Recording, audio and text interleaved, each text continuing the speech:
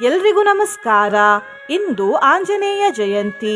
ಇವತ್ತು ಆಂಜನೇಯ ದೇವರ ಪೂಜೆ ಮಾಡುವ ಸಮಯ ಬೆಳಿಗ್ಗೆ ಹಾಗೂ ಸಂಜೆಯ ಸಮಯ. ಬೆಳಿಗ್ಗೆ ಪೂಜೆ ಮಾಡುವವರು 4:29ರಿಂದ 5:59 ಮಧ್ಯದ ಸಮಯದಲ್ಲಿ ಪೂಜೆ ಮಾಡಬೇಕು ಮತ್ತು ಸಂಜೆ ಪೂಜೆ ಮಾಡುವವರು 6:45ರಿಂದ 8:09 ಮಧ್ಯದ ಸಮಯದಲ್ಲಿ ಪೂಜೆ ಮಾಡಬೇಕು. ಇವತ್ತು ಶ್ರೀ ಆಂಜನೇಯ ದೇವರ ಹಾಗೂ ಶ್ರೀ ಸೀತಾರಾಮ ದೇವರ ಪೂಜೆ ಮಾಡಿ ಈ ಮಂತ್ರವನ್ನು ಬೆಳಿಗ್ಗೆ ಹಾಗೂ ಸಂಜೆ ತಲಾ 108 ಬಾರಿ ನಂಬಿಕೆ ಹಾಗೂ ಭಕ್ತಿಯಿಂದ ಕೇಳಿದ್ರೆ ಯಾವುದೇ ಸಮಸ್ಯೆ ಇದ್ರೂ ಅದು ಪರಿಹಾರವಾಗ್ತದೆ. ಕುಜದೋಷ ಪರಿಹಾರವಾಗ್ತದೆ, ಮನಸ್ಸು ಶುದ್ಧವಾಗ್ತದೆ, ಮಾನಸಿಕ ಶಾಂತಿ ದೊರೆಯುತ್ತದೆ, ಧೈರ್ಯ ಹಾಗೂ ರಕ್ಷಣೆ ಪ್ರಾಪ್ತಿಯಾಗ್ತದೆ, ಜಟಿಲ ಕಾರ್ಯಗಳಲ್ಲೂ ಜಯ ಸಿಗ್ತದೆ, ವಿಘ್ನಗಳು ಹಾಗೂ ಸಂಕಟಗಳು ನಾಶವಾಗ್ತವೆ. ಆಂಜನೇಯ ದೇವರ ಜೊತೆ ಶ್ರೀರಾಮ ಲಕ್ಷ್ಮಣ ಹಾಗೂ ಜಾನಕಿ ಅಂದರೆ ಸೀತಾದೇವರ ಆಶೀರ್ವಾದವೂ ಪ್ರಾಪ್ತಿಯಾಗ್ತದೆ ಮತ್ತು ಶನಿದಶೆಯ ಬಾಧೆಯೂ ದೂರವಾಗ್ತದೆ. 1968 ನಂತರ ಈ ರೀತಿಯ ಆಂಜನೇಯ ಜಯಂತಿ ಪುನಃ ಬಂದಿರುವುದು. ಅಂದ್ರೆ ಪೂರ್ತಿ 57 ವರ್ಷಗಳ ನಂತರ ಆಂಜನೇಯ ಜಯಂತಿಯಂದು ಪಂಚಗ್ರಹಿ ಯೋಗ ಬಂದಿದೆ. ಹಾಗಾಗಿ ಇವತ್ತು ಶ್ರೀ ಸೀತಾರಾಮ ದೇವರ ಜೊತೆ ಶ್ರೀ ಆಂಜನೇಯ ದೇವರ ಆರಾಧನೆ ಮಾಡಿದ್ರೆ ಶ್ರೀ ಆಂಜನೇಯ ದೇವರು ತುಂಬಾ ಪ್ರಸನ್ನರಾಗ್ತಾರೆ ಮತ್ತು ಭಕ್ತರನ್ನು ಸದಾ ರಕ್ಷಿಸ್ತಾರೆ. ಮನೆಯಲ್ಲಿ ಪೂಜೆ ಮಾಡ್ಲಿಕ್ಕಾಗದಿದ್ರೆ ಇವತ್ತು ಶ್ರೀ ಸೀತಾರಾಮ ದೇವರ ಹಾಗೂ ಆಂಜನೇಯ ದೇವರ ದೇವಸ್ಥಾನಕ್ಕೆ ಹೋಗಿ ಹಣ್ಣುಕಾಯಿ ಮಾಡಿಸಿ ಆಂಜನೇಯ ದೇವರಿಗೆ ಸಿಂಧೂರ ಹಾಗೂ ಬಾಳೆಹಣ್ಣನ್ನು ಅರ್ಪಿಸಿ ಬನ್ನಿ. ಶುದ್ಧ ಎಳ್ಳೆಣ್ಣೆಯಿಂದ ದೀಪ ಹಚ್ಚುವುದನ್ನು ಮರೆಯಬೇಡಿ. ಮನೆಯಲ್ಲಿ ಪೂಜೆ ಮಾಡುವವರು ಶ್ರೀ ಸೀತಾರಾಮ ದೇವರಿಗೆ ಹಾಗೂ ಆಂಜನೇಯ ದೇವರಿಗೆ 9 ಬಾಳೆಹಣ್ಣು ಹಾಗೂ ಬೂಂದಿಲಾಡನ್ನು ಅರ್ಪಿಸಿ. ಇಂದು ಮೊದಲು ನಾವು ಶ್ರೀ ಸೀತಾರಾಮ ದೇವರ ಮಂತ್ರವನ್ನು 21 ಬಾರಿ ಕೇಳ್ವ. ನಂತರ ಶ್ರೀ ಆಂಜನೇಯ ಅಷ್ಟೋತ್ತರ ಶತನಾಮಾವಳಿಯನ್ನು ಕೇಳ್ವ. ನಿನ್ನೆ ನಾನು ಕೇಳಿದ ಪ್ರಶ್ನೆ ಚೈತ್ರ ಮಾಸ ಸಂವತ್ಸರದ ಎಷ್ಟನೇ ಮಾಸ ಎಂದು. ಈ ಪ್ರಶ್ನೆಗೆ ಸರಿ ಉತ್ತರ ಎ 1ನೇ ಮಾಸ. ಸರಿ ಉತ್ತರ ಕೊಟ್ಟವರಲ್ಲಿ ಒಬ್ಬರ ಹೆಸರು ಛಾಯಾಮಣಿ ಶಿವಣ್ಣ. ಛಾಯಾಮಣಿಯವರೇ ಈ ಮಂತ್ರವನ್ನು ಭಕ್ತಿಯಿಂದ ಇವತ್ತು ತಲಾ 108 ಬಾರಿ ಬೆಳಿಗ್ಗೆ ಹಾಗೂ ಸಂಜೆ ಕೇಳಿ ಅಂತ ಹೇಳ್ತಾ ಇವತ್ತಿನ ಪ್ರಶ್ನೆಯನ್ನು ನೋಡ್ವ. ಹನುಮಂತ ಜಯಂತಿಯನ್ನು ಯಾವ ತಿಥಿ ಎಂದು ಆಚರಿಸಲಾಗುತ್ತದೆ? ಎ ಹುಣ್ಣಿಮೆ, ಬಿ ಅಮಾವಾಸ್ಯೆ, ಸಿ ಏಕಾದಶಿ, ಡಿ ಚತುರ್ಥಿ. ಈ ಪ್ರಶ್ನೆಗೆ ಸರಿಯುತ್ತರ ಕೊಟ್ಟವರಲ್ಲಿ ಒಬ್ಬರ ಹೆಸರನ್ನು ನಾಳಿನ ವಿಡಿಯೋದಲ್ಲಿ ಹೇಳ್ತೇನೆ. ಬನ್ನಿ ಈಗ ಈ ಶಕ್ತಿಶಾಲಿ ಆಂಜನೇಯ ಜಯಂತಿ ವಿಶೇಷ ಮಂತ್ರವನ್ನು ಕೇಳ್ವ. ಅದಕ್ಕಿಂತ ಮುಂಚೆ ಜೈ ಶ್ರೀ ಸೀತಾರಾಮ ಜೈ ಆಂಜನೇಯ ಎಂದು ಕಮೆಂಟ್ ಮಾಡಿ. ಚಾನಲಿಗೆ ಹೊಸಬ್ರಾಗಿದ್ರೆ ಚಾನಲ್ ಅನ್ನು ಸಬ್ಸ್ಕ್ರೈಬ್ ಮಾಡಿ, ಹತ್ರ ಇರುವ ಬೆಲ್ ಬಟನ್ ಪ್ರೆಸ್ ಮಾಡಿ, ಆಲ್ ಅನ್ನುವ ಆಪ್ಷನ್ ಅನ್ನು ಸಿಲೆಕ್ಟ್ ಮಾಡಿ. ರಘುನಾಥಾಯ ನಾಥಾಯ ಸೀತಾಯ ಪತಯೇ ನಮಃ. ಓಂ ಶ್ರೀ ಸೀತಾರಾಮಾಯ ನಮಃ. ರಘುನಾಥಾಯ ನಾಥಾಯ ಸೀತಾಯ ಪತಯೇ ನಮಃ. ಓಂ ಶ್ರೀ ಸೀತಾರಾಮಾಯ ನಮಃ. ರಘುನಾಥಾಯ ನಾಥಾಯ ಸೀತಾಯ ಪತಯೇ ನಮಃ. ಓಂ ಶ್ರೀ ಸೀತಾರಾಮಾಯ ನಮಃ. ರಘುನಾಥಾಯ ನಾಥಾಯ ಸೀತಾಯ ಪತಯೇ ನಮಃ. ಓಂ ಶ್ರೀ ಸೀತಾರಾಮಾಯ ನಮಃ. ರಘುನಾಥಾಯ ನಾಥಾಯ ಸೀತಾಯ ಪತಯೇ ನಮಃ. ಓಂ ಶ್ರೀ ಸೀತಾರಾಮಾಯ ನಮಃ. ರಘುನಾಥಾಯ ನಾಥಾಯ ಸೀತಾಯ ಪತಯೇ ನಮಃ. ಓಂ ಶ್ರೀ ಸೀತಾರಾಮಾಯ ನಮಃ. ರಘುನಾಥಾಯ ನಾಥಾಯ ಸೀತಾಯ ಪತಯೇ ನಮಃ. ಓಂ ಶ್ರೀ ಸೀತಾರಾಮಾಯ ನಮಃ. ರಘುನಾಥಾಯ ನಾಥಾಯ ಸೀತಾಯ ಪತಯೇ ನಮಃ. ॐ श्री सीतारामाय नमः। रघुनाथाय नाथाय सीताय पतये नमः। ॐ श्री सीतारामाय नमः। रघुनाथाय नाथाय सीताय पतये नमः। ॐ श्री सीतारामाय नमः। रघुनाथाय नाथाय सीताय पतये नमः। ॐ श्री सीतारामाय नमः। रघुनाथाय नाथाय सीताय पतये नमः। ॐ श्री सीतारामाय नमः। रघुनाथाय नाथाय सीताय पतये नमः। ॐ श्री सीतारामाय नमः। रघुनाथाय नाथाय सीताय पतये नमः। ॐ श्री सीतारामाय नमः। रघुनाथाय नाथाय सीताय पतये नमः। ॐ श्री सीतारामाय नमः। रघुनाथाय नाथाय सीताय पतये नमः। ॐ श्री सीतारामाय नमः। रघुनाथाय नाथाय सीताय पतये नमः। ॐ श्री सीतारामाय नमः। रघुनाथाय नाथाय सीताय पतये नमः। ॐ श्री सीतारामाय नमः। रघुनाथाय नाथाय सीताय पतये नमः। ॐ श्री सीतारामाय नमः। रघुनाथाय नाथाय सीताय पतये नमः। ॐ श्री सीतारामाय नमः। रघुनाथाय नाथाय सीताय पतये नमः। ॐ श्री सीतारामाय नमः। ॐ आञ्जनेयाय नमः। ॐ महावीराय नमः।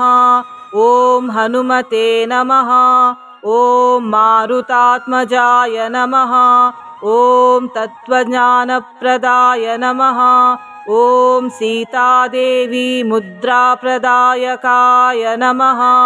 ॐ अशोकवनिकाक्षेत्रे नमः। ॐ सर्वमायाविभञ्जनाय नमः। ॐ सर्वबन्धविमोक्त्रे नमः। ॐ रक्षोविध्वंसकारकाय नमः। ॐ परविद्यापरिहाराय नमः। ॐ परशौर्यविनाशनाय नमः।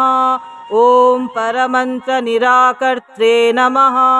ॐ परयन्त्रप्रभेदकाय नमः। ॐ सर्वग्रहविनाशिने नमः। ॐ भीमसेनसहायकृते नमः। ॐ सर्वदुःखहराय नमः। ॐ सर्वलोकचारिणे नमः। ॐ मनोजवाय नमः। ॐ पारिजातद्रुमूलस्थाय नमः। ॐ सर्वमन्त्रस्वरूपवते नमः। ॐ सर्वतन्त्रस्वरूपिणे नमः। ॐ सर्वयन्त्रात्मकाय नमः। ॐ कपीश्वराय नमः। ॐ महाकायाय नमः। ॐ सर्वरोगहराय नमः। ॐ प्रभवे नमः। ॐ बलसिद्धिकराय नमः। ॐ सर्वविद्यासम्पत्प्रदायकाय नमः। ॐ कपिसेनानायकाय नमः। ॐ भविष्यच्चतुराननाय नमः। ॐ कुमारब्रह्मचारिणे नमः। ॐ रत्नकुण्डलदीप्तिमते नमः। ॐ सञ्चलज्वालसन्नद्धलम्बमानशिखोज्ज्वलाय नमः। ॐ गन्धर्वविद्यातत्त्वज्ञाय नमः। ॐ महाबलपराक्रमाय नमः। ॐ कारागृहविमोक्त्रे नमः। ॐ शृङ्खलाबन्धमोचकाय नमः। ॐ सागरोत्थारकाय नमः। ॐ प्राज्ञाय नमः। ॐ रामदूताय नमः। ॐ प्रतापवते नमः। ॐ वानराय नमः। ॐ केसरीसुताय नमः। ॐ सीताशोकनिवारकाय नमः। ॐ अञ्जनागर्भसम्भूताय नमः। ॐ बालार्कसदृशाननाय नमः। ॐ विभीषणप्रियकराय नमः। ॐ दशग्रीवकुलान्तकाय नमः। ॐ लक्ष्मणप्राणदात्रे नमः। ॐ वज्रकायाय नमः। ॐ महाद्युतये नमः। ॐ चिरञ्जीविने नमः। ॐ रामभक्ताय नमः। ॐ दैत्यकार्यविघातकाय नमः। ॐ अक्षहन्त्रे नमः। ॐ काञ्चनाभाय नमः। ॐ पञ्चवक्त्राय नमः। ॐ महातपसे नमः। ॐ लङ्किणीभञ्जनाय नमः। ॐ श्रीमते नमः। ॐ सिंहिकाप्राणभञ्जनाय नमः। ॐ गन्धमादनशैलस्ताय नमः। ॐ लङ्कापुरविदाहकाय नमः। ॐ सुग्रीवसचिवाय नमः। ॐ धीराय नमः। ॐ शूराय नमः। ॐ दैत्यकुलान्तकाय नमः। ॐ सुरार्चिताय नमः। ॐ महातेजसे नमः। ॐ रामचूडामणिप्रदाय नमः। ॐ कामरूपिणे नमः। ॐ पिङ्गलाक्षाय नमः। ॐ वार्धिमैनाकपूजिताय नमः। ॐ कबलीकृतमार्ताण्डमण्डलाय नमः। ॐ विजितेन्द्रियाय नमः। ॐ रामसुग्रीवसन्धात्रे नमः। ॐ महिरावणमर्दनाय नमः। ॐ स्फटिकाभाय नमः। ॐ वागधीशाय नमः। ॐ नवव्याकृतिपण्डिताय नमः। ॐ चतुर्बाहवे नमः। ॐ दीनबन्धवे नमः। ॐ महात्मने नमः। ॐ भक्तवत्सलाय नमः। ॐ सञ्जीवननगाहर्त्रे नमः। ॐ शुचये नमः। ॐ वाग्मिने नमः। ॐ दृढव्रताय नमः। ॐ कालनेमिप्रमथनाय नमः। ॐ हरिमर्कटमर्कटाय नमः।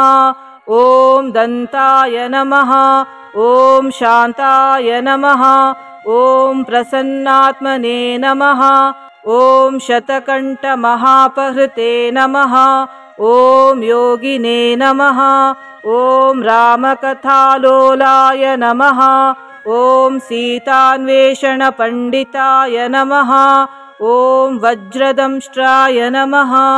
ॐ वज्रनखाय नमः। ॐ रुद्रवीर्यसमुद्भवाय नमः। ॐ इन्द्रजित्प्रहितामोघब्रह्मास्त्रविनिवारकाय नमः। ॐ पार्थध्वजाग्रसंवासिने नमः। ॐ शरपञ्जरभेदकाय नमः। ॐ दशबाहवे नमः। ॐ लोकपूज्याय नमः। ॐ जाम्बवत्प्रीतिवर्धनाय नमः।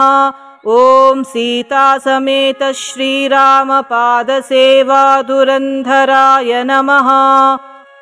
ॐ आञ्जनेयाय नमः। ॐ महावीराय नमः। ॐ हनुमते नमः। ॐ मारुतात्मजाय नमः। ॐ तत्त्वज्ञानप्रदाय नमः।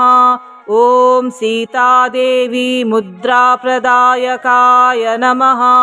ॐ अशोकवनिकाक्षेत्रे नमः। ॐ सर्वमायाविभञ्जनाय नमः। ॐ सर्वबन्धविमोक्त्रे नमः। ॐ रक्षोविध्वंसकारकाय नमः। ॐ परविद्यापरिहाराय नमः। ॐ परशौर्यविनाशनाय नमः। ॐ परमन्त्रनिराकर्त्रे नमः। ॐ परयन्त्रप्रभेदकाय नमः। ॐ सर्वग्रहविनाशिने नमः। ॐ भीमसेनसहायकृते नमः। ॐ सर्वदुःखहराय नमः। ॐ सर्वलोकचारिणे नमः। ॐ मनोजवाय नमः। ॐ पारिजातद्रुमूलस्थाय नमः। ॐ सर्वमन्त्रस्वरूपवते नमः। ॐ सर्वतन्त्रस्वरूपिणे नमः। ॐ सर्वयन्त्रात्मकाय नमः। ॐ कपीश्वराय नमः। ॐ महाकायाय नमः। ॐ सर्वरोगहराय नमः। ॐ प्रभवे नमः। ॐ बलसिद्धिकराय नमः। ॐ सर्वविद्यासम्पत्प्रदायकाय नमः। ॐ कपिसेनानायकाय नमः। ॐ भविष्यच्चतुराननाय नमः। ॐ कुमारब्रह्मचारिणे नमः। ॐ रत्नकुण्डलदीप्तिमते नमः। ॐ सञ्चलद्वालसन्नद्धलम्बमानशिखोज्ज्वलाय नमः। ॐ गन्धर्वविद्यातत्त्वज्ञाय नमः। ॐ महाबलपराक्रमाय नमः।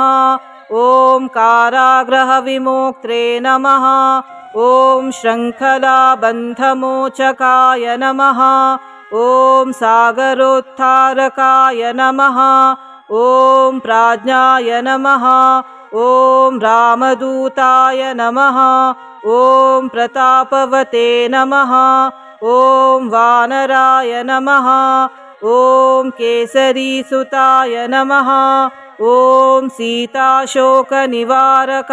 नमः। ॐ अञ्जनागर्भसम्भूताय नमः। ॐ बालार्कसदृशाननाय नमः। ॐ विभीषणप्रियकराय नमः। ॐ दशग्रीवकुलान्तकाय नमः। ॐ लक्ष्मणप्राणदात्रे नमः। ॐ वज्रकायाय नमः। ॐ महाद्युतये नमः। ॐ चिरञ्जीविने नमः। ॐ रामभक्ताय नमः। ॐ दैत्यकार्यविघातकाय नमः। ॐ अक्षहन्त्रे नमः। ॐ काञ्चनाभाय नमः। ॐ पञ्चवक्त्राय नमः। ॐ महातपसे नमः। ॐ लङ्किणीभञ्जनाय नमः। ॐ श्रीमते नमः। ॐ सिंहिकाप्राणभञ्जनाय नमः। ॐ गन्धमादनशैलस्थाय नमः। ॐ लङ्कापुरविदाहकाय नमः। ॐ सुग्रीवसचिवाय नमः। ॐ धीराय नमः। ॐ शूराय नमः। ॐ दैत्यकुलान्तकाय नमः। ॐ सुरार्चिताय नमः। ॐ महातेजसे नमः। ॐ रामचूडामणिप्रदाय नमः। ॐ कामरूपिणे नमः। ॐ पिङ्गलाक्षाय नमः। ॐ वार्धिमैनाकपूजिताय नमः। ॐ कबलीकृतमार्ताण्डमण्डलाय नमः। ॐ विजितेन्द्रियाय नमः। ॐ रामसुग्रीवसन्धात्रे नमः। ॐ महिरावणमर्दनाय नमः। ॐ स्फटिकाभाय नमः। ॐ वागधीशाय नमः। ॐ नवव्याकृतिपण्डिताय नमः। ॐ चतुर्बाहवे नमः। ॐ दीनबन्धवे नमः। ॐ महात्मने नमः। ॐ भक्तवत्सलाय नमः। ॐ सञ्जीवननगाहर्त्रे नमः। ॐ शुचये नमः। ॐ वाग्मिने नमः। ॐ दृढव्रताय नमः। ॐ कालनेमिप्रमथनाय नमः। ॐ हरिमर्कटमर्कटाय नमः। ॐ दन्ताय नमः। ॐ शान्ताय नमः। ॐ प्रसन्नात्मने नमः। ॐ शतकण्ठमहापहृते नमः।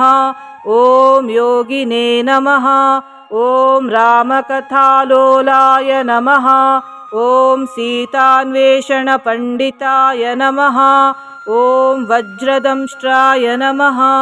ॐ वज्रनखाय नमः। ॐ रुद्रवीर्यसमुद्भवाय नमः। ॐ इन्द्रजित्प्रहितामोघब्रह्मास्त्रविनिवारकाय नमः। ॐ पार्थध्वजाग्रसंवासिने नमः। ॐ शरपञ्जरभेदकाय नमः। ॐ दशबाहवे नमः। ॐ लोकपूज्याय नमः। ॐ जाम्बवत्प्रीतिवर्धनाय नमः। ॐ सीतासमेत श्रीरामपादसेवाधुरन्धराय नमः। ॐ आञ्जनेयाय नमः। ॐ महावीराय नमः। ॐ हनुमते नमः।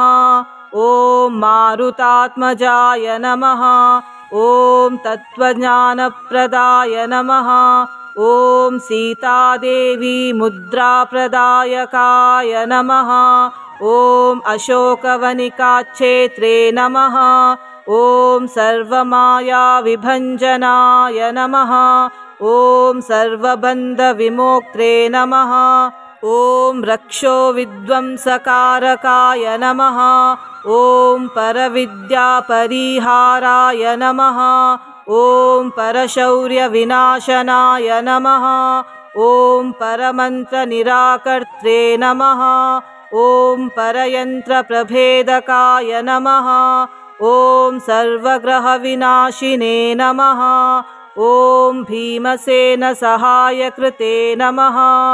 ॐ सर्वदुःखहराय नमः। ॐ सर्वलोकचारिणे नमः। ॐ मनोजवाय नमः। ॐ पारिजातद्रुमूलस्थाय नमः। ॐ सर्वमन्त्रस्वरूपवते नमः। ॐ सर्वतन्त्रस्वरूपिणे नमः। ॐ सर्वयन्त्रात्मकाय नमः। ॐ कपीश्वराय नमः। ॐ महाकायाय नमः। ॐ सर्वरोगहराय नमः। ॐ प्रभवे नमः। ॐ बलसिद्धिकराय नमः। ॐ सर्वविद्यासम्पत्प्रदायकाय नमः। ॐ कपिसेनानायकाय नमः। ॐ भविष्यच्चतुराननाय नमः। ॐ कुमारब्रह्मचारिणे नमः। ॐ रत्नकुण्डलदीप्तिमते नमः। ॐ सञ्चलद्वालसन्नद्धलम्बमानशिखोज्ज्वलाय नमः। ॐ गन्धर्वविद्यातत्त्वज्ञाय नमः। ॐ महाबलपराक्रमाय नमः। ॐ कारागृहविमोक्त्रे नमः। ॐ शृङ्खलाबन्धमोचकाय नमः। ॐ सागरोत्थारकाय नमः। ॐ प्राज्ञाय नमः। ॐ रामदूताय नमः। ॐ प्रतापवते नमः। ॐ वानराय नमः। ॐ केसरीसुताय नमः। ॐ सीताशोकनिवारकाय नमः। ॐ अञ्जनागर्भसम्भूताय नमः। ॐ बालार्कसदृशाननाय नमः। ॐ विभीषणप्रियकराय नमः। ॐ दशग्रीवकुलान्तकाय नमः। ॐ लक्ष्मणप्राणदात्रे नमः। ॐ वज्रकायाय नमः। ॐ महाद्युतये नमः। ॐ चिरञ्जीविने नमः। ॐ रामभक्ताय नमः। ॐ दैत्यकार्यविघातकाय नमः। ॐ अक्षहन्त्रे नमः। ॐ काञ्चनाभाय नमः। ॐ पञ्चवक्त्राय नमः। ॐ महातपसे नमः। ॐ लङ्किनीभञ्जनाय नमः। ॐ श्रीमते नमः। ॐ सिंहिकाप्राणभञ्जनाय नमः। ॐ गन्धमादनशैलस्ताय नमः। ॐ लङ्कापुरविदाहकाय नमः। ॐ सुग्रीवसचिवाय नमः। ॐ धीराय नमः। ॐ शूराय नमः। ॐ दैत्यकुलान्तकाय नमः। ॐ सुरार्चिताय नमः। ॐ महातेजसे नमः। ॐ रामचूडामणिप्रदाय नमः। ॐ कामरूपिणे नमः। ॐ पिङ्गलाक्षाय नमः। ॐ वार्धिमैनाकपूजिताय नमः। ॐ कबलीकृतमार्ताण्डमण्डलाय नमः। ॐ विजितेन्द्रियाय नमः। ॐ रामसुग्रीवसन्धात्रे नमः। ॐ महिरावणमर्दनाय नमः। ॐ स्फटिकाभाय नमः। ॐ वागधीशाय नमः। ॐ नवव्याकृतिपण्डिताय नमः। ॐ चतुर्बाहवे नमः। ॐ दीनबन्धवे नमः। ॐ महात्मने नमः। ॐ भक्तवत्सलाय नमः।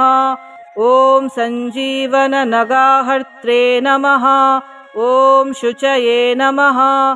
ॐ वाग्मिने नमः। ॐ दृढव्रताय नमः।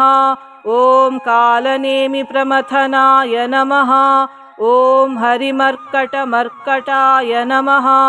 ॐ दन्ताय नमः। ॐ शान्ताय नमः। ॐ प्रसन्नात्मने नमः। ॐ शतकण्ठमहापहृते नमः। ॐ योगिने नमः। ॐ रामकथालोलाय नमः। ॐ सीतान्वेषणपण्डिताय नमः। ॐ वज्रदंष्ट्राय नमः। ॐ वज्रनखाय नमः। ॐ रुद्रवीर्यसमुद्भवाय नमः। ॐ इन्द्रजित्प्रहितामोघब्रह्मास्त्रविनिवारकाय नमः। ॐ पार्थध्वजाग्रसंवासिने नमः। ॐ शरपञ्जरभेदकाय नमः। ॐ दशबाहवे नमः। ॐ लोकपूज्याय नमः।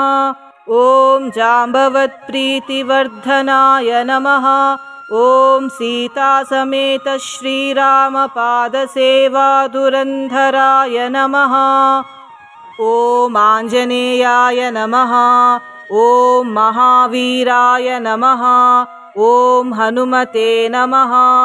ॐ मारुतात्मजाय नमः। ॐ तत्त्वज्ञानप्रदाय नमः। ॐ सीतादेवी मुद्राप्रदायकाय नमः। ॐ अशोकवनिकाक्षेत्रे नमः। ॐ सर्वमायाविभञ्जनाय नमः। ॐ सर्वबन्धविमोक्त्रे नमः। ॐ रक्षोविध्वंसकारकाय नमः। ॐ परविद्यापरिहाराय नमः। ॐ परशौर्यविनाशनाय नमः। ॐ परमन्त्रनिराकर्त्रे नमः। ॐ परयन्त्रप्रभेदकाय नमः। ॐ सर्वग्रहविनाशिने नमः। ॐ भीमसेनसहायकृते नमः। ॐ सर्वदुःखहराय नमः। ॐ सर्वलोकचारिणे नमः। ॐ मनोजवाय नमः। ॐ पारिजातद्रुमूलस्थाय नमः। ॐ सर्वमन्त्रस्वरूपवते नमः। ॐ सर्वतन्त्रस्वरूपिणे नमः। ॐ सर्वयन्त्रात्मकाय नमः। ॐ कपीश्वराय नमः। ॐ महाकायाय नमः। ॐ सर्वरोगहराय नमः ॐ प्रभवे नमः ॐ बलसिद्धिकराय नमः ॐ सर्वविद्यासम्पत्प्रदायकाय नमः ॐ कपिसेनानायकाय नमः ॐ भविष्यच्चतुराननाय नमः ॐ कुमारब्रह्मचारिणे नमः ॐ रत्नकुण्डलदीप्तिमते नमः ॐ सञ्चलद्वालसन्नद्धलम्बमानशिखोज्ज्वलाय नमः ॐ गन्धर्वविद्यातत्त्वज्ञाय नमः ॐ महाबलपराक्रमाय नमः ॐ कारागृहविमोक्त्रे नमः ॐ शृङ्खलाबन्धमोचकाय नमः ॐ सागरोत्थारकाय नमः ॐ प्राज्ञाय नमः ॐ रामदूताय नमः ॐ प्रतापवते नमः ॐ वानराय नमः ॐ केसरीसुताय नमः ॐ सीताशोकनिवारकाय नमः ॐ अञ्जनागर्भसम्भूताय नमः ॐ बालार्कसदृशाननाय नमः ॐ विभीषणप्रियकराय नमः ॐ दशग्रीवकुलान्तकाय नमः ॐ लक्ष्मणप्राणदात्रे नमः ॐ वज्रकायाय नमः ॐ महाद्युतये नमः ॐ चिरञ्जीविने नमः ॐ रामभक्ताय नमः ॐ दैत्यकार्यविघातकाय नमः ॐ अक्षहन्त्रे नमः ॐ काञ्चनाभाय नमः ॐ पञ्चवक्त्राय नमः ॐ महातपसे नमः ॐ लङ्किणीभञ्जनाय नमः ॐ श्रीमते नमः ॐ सिंहिकाप्राणभञ्जनाय नमः ॐ गन्धमादनशैलस्ताय नमः ॐ लङ्कापुरविदाहकाय नमः ॐ सुग्रीवसचिवाय नमः ॐ धीराय नमः ॐ शूराय नमः ॐ दैत्यकुलान्तकाय नमः ॐ सुरार्चिताय नमः ॐ महातेजसे नमः ॐ रामचूडामणिप्रदाय नमः ॐ कामरूपिणे नमः ॐ पिङ्गळाक्षाय नमः ॐ वार्धिमैनाकपूजिताय नमः ॐ कबलीकृतमार्ताण्डमण्डलाय नमः ॐ विजितेन्द्रियाय नमः ॐ रामसुग्रीवसन्धात्रे नमः ॐ महिरावणमर्दनाय नमः ॐ स्फटिकाभाय नमः ॐ वागधीशाय नमः ॐ नवव्याकृतिपण्डिताय नमः ॐ चतुर्बाहवे नमः ॐ दीनबन्धवे नमः ॐ महात्मने नमः ॐ भक्तवत्सलाय नमः ॐ सञ्जीवननगाहर्त्रे नमः ॐ शुचये नमः ॐ वाग्मिने नमः ॐ दृढव्रताय नमः ॐ कालनेमिप्रमथनाय नमः ॐ हरिमर्कटमर्कटाय नमः ॐ दन्ताय नमः ॐ शान्ताय नमः ॐ प्रसन्नात्मने नमः ॐ शतकण्ठमहापहृते नमः ॐ योगिने नमः ॐ रामकथालोलाय नमः ॐ सीतान्वेषणपण्डिताय नमः ॐ वज्रदंष्ट्राय नमः ॐ वज्रनखाय नमः ॐ रुद्रवीर्यसमुद्भवाय नमः ॐ इन्द्रजित्प्रहितामोघब्रह्मास्त्रविनिवारकाय नमः ॐ पार्थध्वजाग्रसंवासिने नमः ॐ शरपञ्जरभेदकाय नमः ॐ दशबाहवे नमः। ॐ लोकपूज्याय नमः। ॐ जाम्बवत्प्रीतिवर्धनाय नमः। ॐ सीतासमेत श्रीरामपादसेवादुरन्धराय नमः।